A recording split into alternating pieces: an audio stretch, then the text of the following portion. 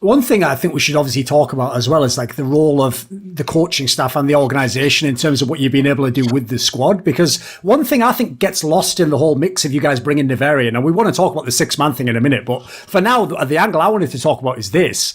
These are 2 players in a row that came into this core. So there was Ziwu at the beginning, and now there's obviously then was Suter, 3 in fact, then was Suter, and then now you have Nevera. And in terms of Nevera and Ziwu, they're star players when they play the game. Like, they get the resources as though they are supposed to be the best player on that map. Like, that's the area where I feel like you guys are way ahead of a lot of the other teams in the scene. I think the only team comparable is Fnatic, where they did the same thing with Brolan, which is the other teams in the scene that have the legends, since they're still good players, it's kind of like if I go and join like a really storied football team that's had the same players for 10 years. It doesn't matter how good I am. I'm joining at the bottom of the ladder, as it were, and I'm going to get what they give me. And if I prove myself, they might give me more responsibility. And, if I'm good, maybe in 3 or 4 years, I'm like the best player, whatever, But until then, the CS teams, the best example ever was probably NiP with that original 4 players who kept kicking the 5th guy. What they would do is it really was like that. It was like, right, I've got my CT spots. He plays like this on T side. There's 2 things left. You can maybe pick one if the other guy isn't our friend as well. Like,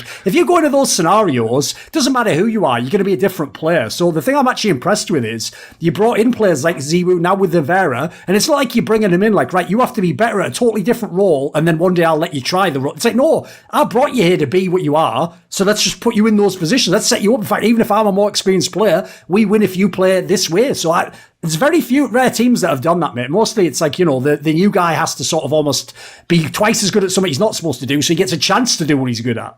So what's been the role in this sense? It must have been a decision, right?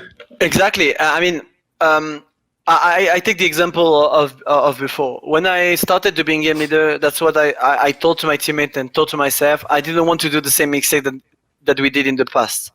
I remember we lost to Legira with the first event we did, but with Envious we kicked out Kiyoshima to bring Devil. Okay. Yes. So they were like totally 2 different players. But I didn't, but the rest tried, is to put him in the same spot as Kiyoshima in the same roles. But he wasn't the same player at all.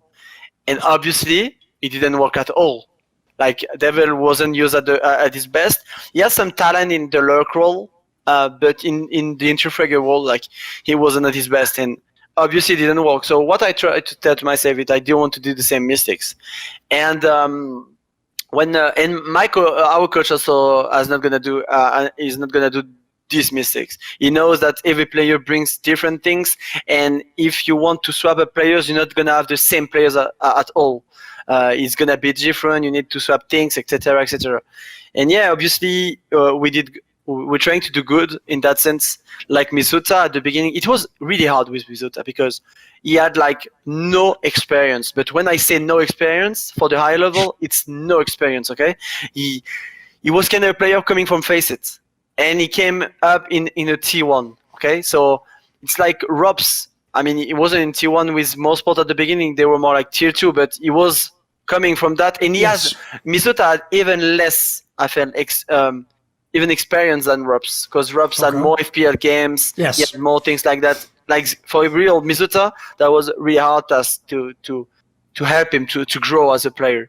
And on some months, he was a really shy guy and he didn't want to say what he wanted to do. And once we talked to him and we say, what you want to be as a player, you need to identify yourself, being really passive, being really aggressive, being more entry, being more support player, what you like.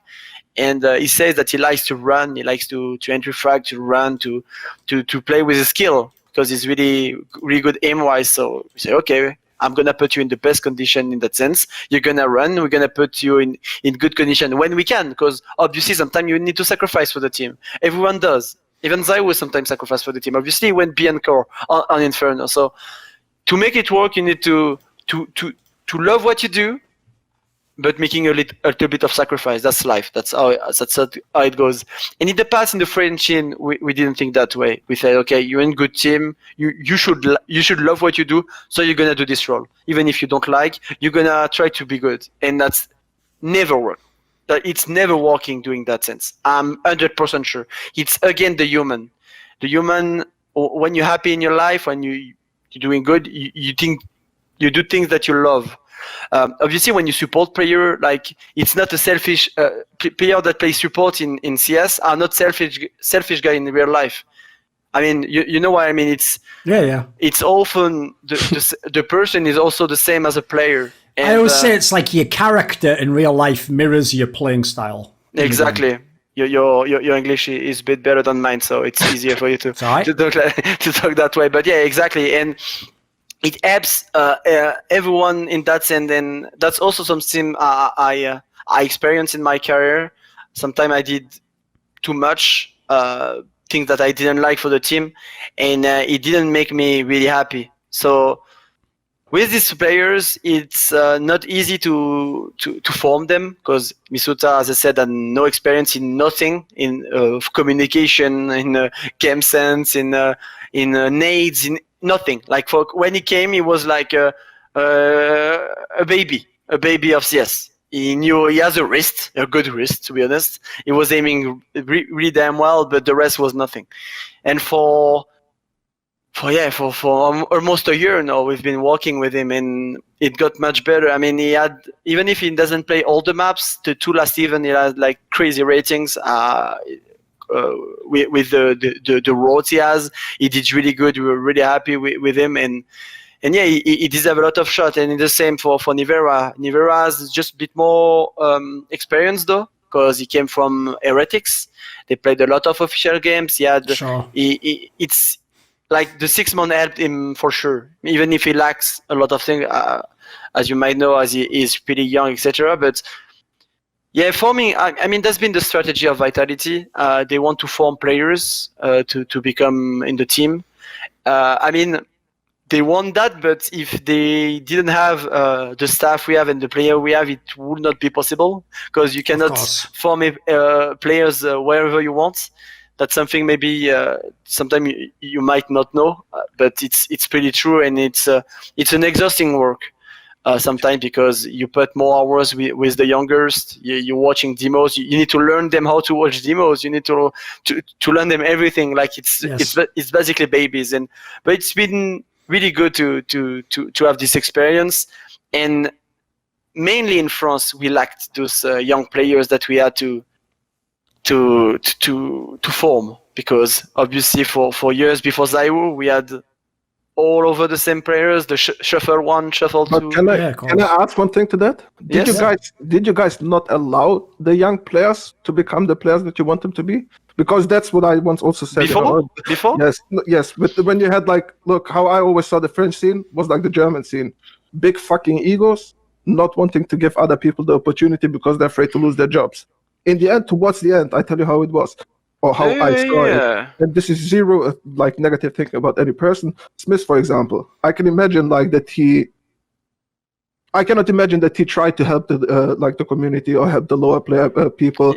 I think he focused more on his job security. No, I don't think. No, it's not like that, because he could have stayed in.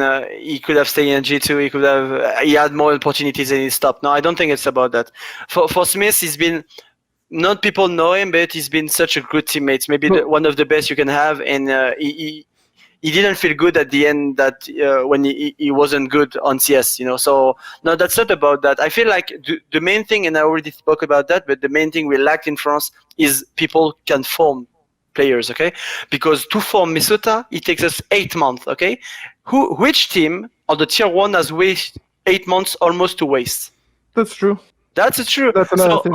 Obviously, on the Danish scene, it's always been easy. They had this Berry guy, this Undone for years, etc. That's been taking the young talents, forming them, and up tier 1. And obviously, they have a crazy scene. That's true, actually. But we need those guys. And maybe in Germany, you didn't have those guys. In Sweden, look, in Sweden, it's the same. For years and years, they didn't change because they didn't have those formers under Fnatic, under NIP, that was able to form those young stars, because obviously there is young stars in your team, in your country. But to form them, it takes time, a lot of time. When I'm not gonna lie, when they asked us for Misuta, I was like, what the fuck? I'm starting to be in game leader, and you give me a rookie? It's not even a rookie, it's even like a low rookie. Like the guy just knows CS for a year. It's not true, but you know what I mean.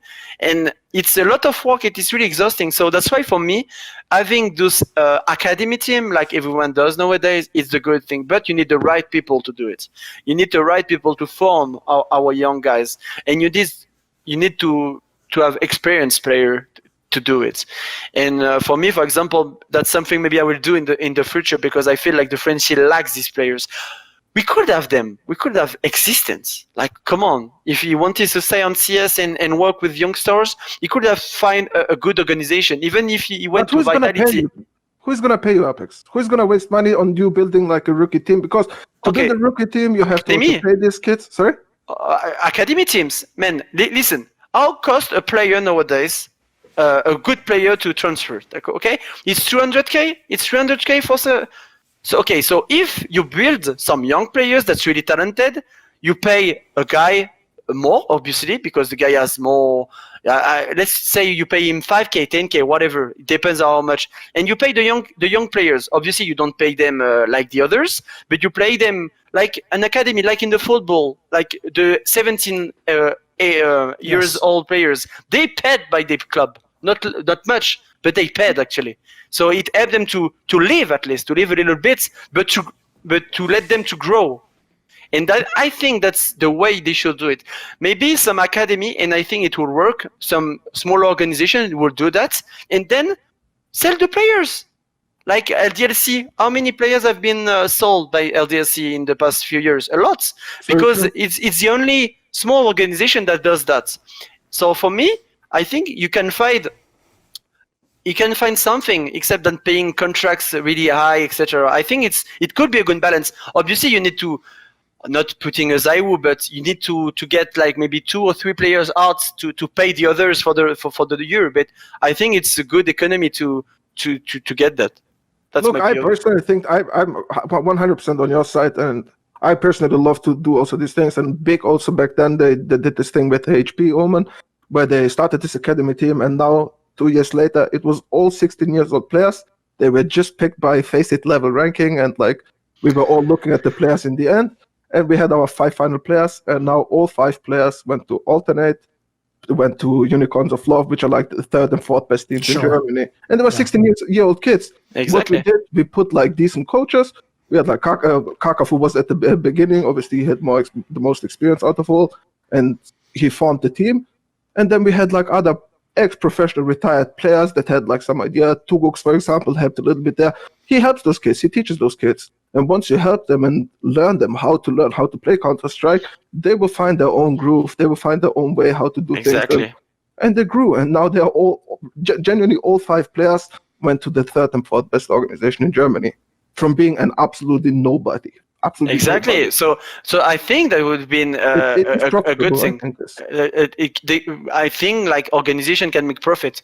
They can make a little bit of profit, and they can also like not having huge buyouts to pay big players. Just having a kid coming from the academy team. Look at football, like Dortmund. Look at Lyon in France. Brother, we have the same example in Counter-Strike with Gambit.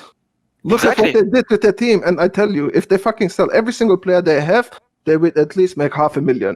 Because Shiro will be a guy you will have to sell for 250,000.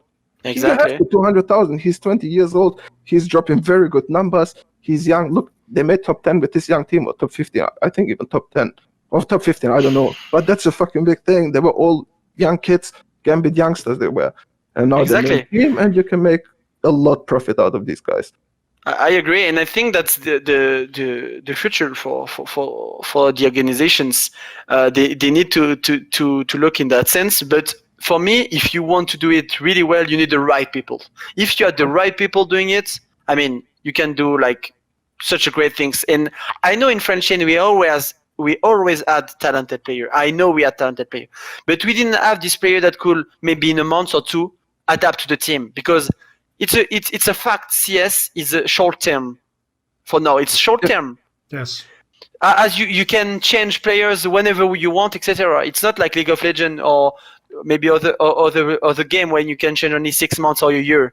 You can do it whenever you want. So it's people want to have results, or also they want the player to adapt really fast. So if you ask that, you need experienced player. That's why we swapped between us, because I felt like there were some other youngsters, and I talked about it before, but I didn't know if they were ready to go in LAN 1 week after and having the major in 2 months, etc. So yeah, it's a hard part, and formers are the most important, and that's what we lack in France, and that's why for me Danish scene is the biggest right now, because it's not them they don't have the biggest community. I mean, Brazilians and Russians are way more players on the game. Of course. So yeah, it's for something, and I think you need to give credit to these guys. I don't know who I talked to about that, but he told me about another guy also that helps those young players. They're like, Andon is not now because he's a coach, but they've been like 3 for 5 years to form those young players. And yeah, when you have that, when you have a really, maybe not the best in game leader, but that the basics of CS that can help you in the most important things except aim, it's helpful, and that's why they've been the best country in the world in CS for a few years now. Yes. Look, you don't have to be the best player to be a good coach. No. Coach. Yeah. That's very important for other people also to know. You can. ErikHillestad for our coach. That's what I also wanted to say. How does this guy actually have so much impact on the team? Which I think he has tremendous impact, and I cannot imagine that he will teach you how to play Counter-Strike. No. Also, personally, like I also always told my previous teammates, even though I played on a higher ranking than colleagues ever did, but I cannot teach you how to play Counter-Strike all the time. Like I cannot teach you every detail of it. I can make you a better player, but I don't tell you how to aim or how to take duels. You have to know that. This is your job. Individual things are your job. I can tell you how to make your individual positionings and everything better and easier for yourself. I don't tell you how to aim. Yeah. A coach like ErikHillestad, even if I talked about it before, I will say it again. He was in the sub-top in Source. So he was pretty known as a good in-game leader, but he was maybe he's a kind of Barry a bit. He was like a kind of Barry in the Danish scene. Then he stopped CSGO started, and he found a job as a commentator in ESL France. So he was a commentator, and he was following all the games, etc. So I think it can be an advantage if when you watch, when you know CS, when you love tactical part of CS, when you know, etc., and you're in this job. And yeah, the most important thing with ErikHillestad is that he's really respected by everyone in the team. What I like, and that was the same when we had in Very Games back in the days. When you joined at Very Games, it was maybe made by Nyak, the manager, and Existence. You were following something like a club mentality, and you had no choice to follow it. That was the way they were seeing the life, the organization, the game, and you needed to follow that. And it's a bit the same with ErikHillestad. He's really respected by everyone in the team, by every players we played for. That you need to follow him. And I remember it's a football thing, but I remember when Lopetegui, a football coach that's been in Real Madrid, he was saying to his players that they had to trust him. But it's not how it works. You don't have to trust him. People have to trust you. But how can I say in English? Sorry, but it's really hard.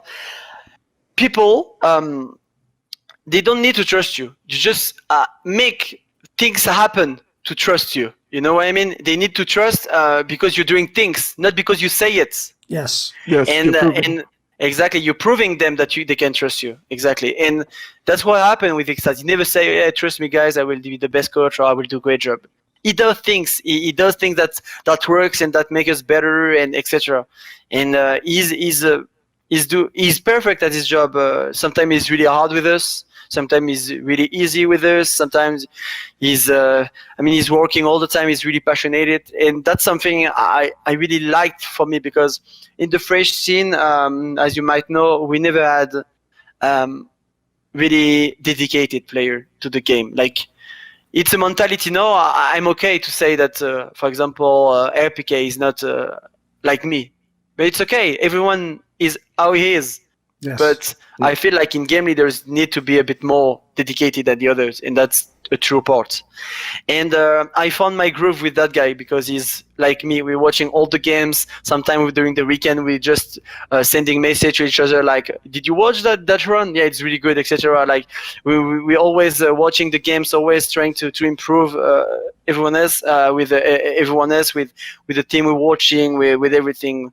When we see a move at City side on the other for our teammates on the other side of the map, we say, "Yeah, you might do that. It's working, etc." And having such a guy is helping me a lot to be an in-game leader and to be trying to be a great in-game leader and trying to be a good captain for the team, because we're kind of the same. And I think it's really important to have a really good relationship between the coach and the in-game leader, because you're both making the game, creating the game, doing everything. And if you have the same view, I feel like you can do great things.